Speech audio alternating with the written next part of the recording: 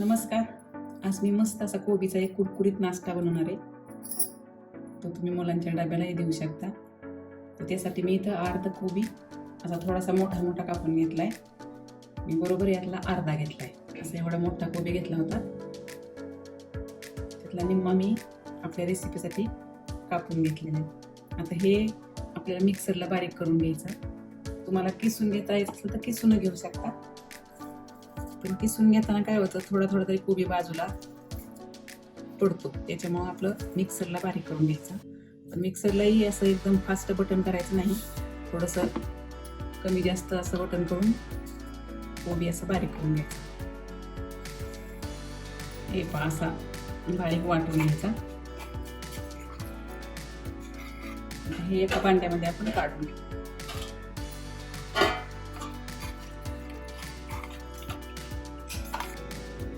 थोडासा जाडसर सगळा कोबी आपल्याला असं वाटून घ्यायचा. आता कोबी सगळा आपला मिक्सरमध्ये बारीक करून झालेला आहे. त्यामध्ये आपल्याला थोडंसं मीठ टाकायचं आणि एक चमच्याभर लिंबू पिळायचं. चमच्याभर लिंबाचा रस टाकायचा. हे मिक्स करायचं आणि 5 मिनिटं असंच ठेवायचं. लिंबामुळे आणि मिठामुळे काय होतं, त्याला आणखी पाणी सुटतं आणि ते पाणी सगळं आपल्याला पिळून काढायचं. आणि लिंबामुळे त्याचा थोडासा उग्रवास कमी होतो. म्हणून आपल्याला यामध्ये लिंबू पिळायचं आणि हे 5 मिनिटं असंच राहू द्यायचं.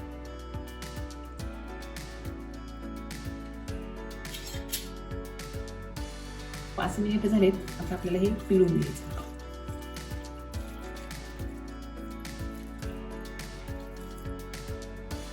किती पाणी येते ते. आता हा मी कोबी सगळं पाणी काढून पिळून घेतलाय. तर तो मोजून घेतलाय मी हा 2 वाटीवर. तर एका ताटामध्ये आपण काढून घेऊ.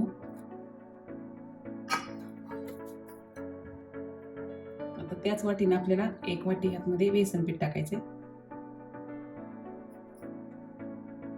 आणि अर्धी वाटी हे तांदळाचं पीठ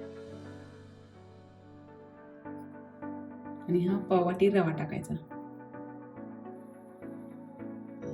आता यामध्ये थोडंसं मीठ टाकायचं. मीठ अगोदर आपण कोबीला लावलेले, त्याच्यामुळे त्या अंदाजानुसारच आपल्याला मीठ टाकायचंय. आता मी ते मिरची पावडर घेतली 1 चमच्यावर, अर्धा चमचा धना पावडर घेतली, थोडी हळद घेतली आणि ही अर्धा चमचा जिरा पावडर आहे आणि हा चाट मसाला आहे. तर हे सगळं आपल्याला यामध्ये टाकायचं आहे.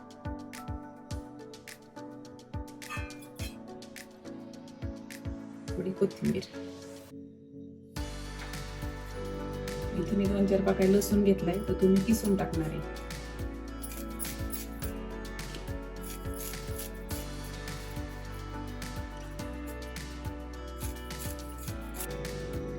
हे सगळं एकत्र करून घ्यायचं.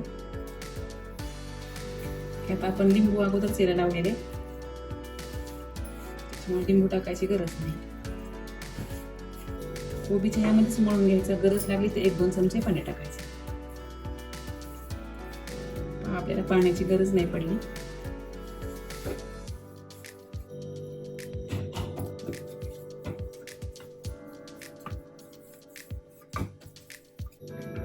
त्या ताटामध्ये आपल्याला ते पीठ वाफवून घ्यायचंय 15 ते 20 मिनिटं.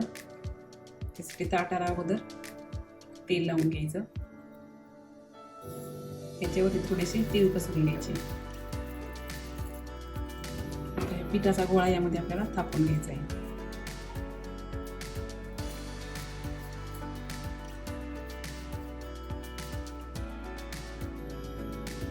आता हे पीठ छान आपलं थापून झालेले.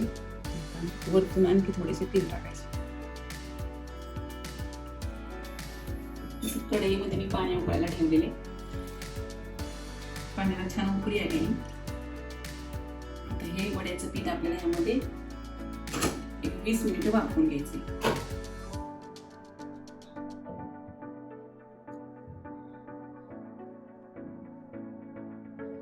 गॅस मिडियम ठेवायचा. आता 20 मिनिट झालेत आपले.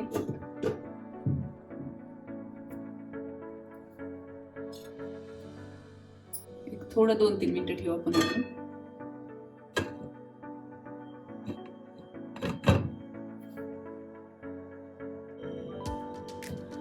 आता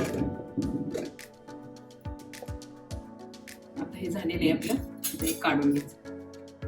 अगोदर गॅस बंद करायचा. आता हे आपण वाफवलेलं पीठ आहे ते आपल्याला एक छान एकदम थंड होऊ द्यायचं आणि मग याचे स्टिक्स कापून घ्यायचे. हे पहा, असं पूर्ण पीठ जर आपलं चांगलं शिजलं ना, हे असं कडा सोडतं. कडेने पहा पूर्णपणे सैल झालेले. आता हे आपण थंड होऊ देऊ. हे पीठ छान थंड झालेले आहे आपलं. आता आपण याच्या स्टिक्स कापून घेऊ.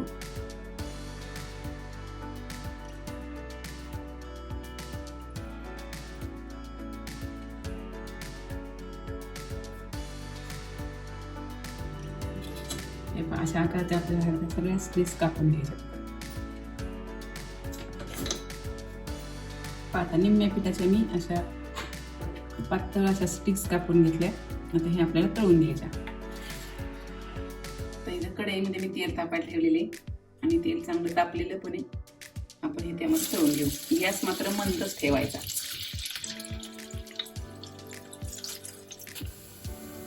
एका मस्त अशा तांबूस रंगावरती या स्टिक्स तळून घ्यायच्या. एकदम कुरकुरीत लागतात. तुमची मुलं तर खूप आवडीने खातील किंवा संध्याकाळच्या चहा बरोबर सुद्धा स्नॅक्स त्यासाठी सुद्धा ह्या स्टिक्स चालतील. मस्त आपला हा कोबीचा नाश्ता तयार आहे. याला तुम्ही फ्रेंच फ्राईज म्हणा किंवा कोबीच्या स्टिक्स म्हणा, जे तुम्ही आवडेल ते नाव ठेवा. मस्त कुरकुरीत असा नाश्ता आहे. नक्की करून पहा. आवडल्यास लाईक करा, शेअर करा आणि चॅनलला सबस्क्राईब करा.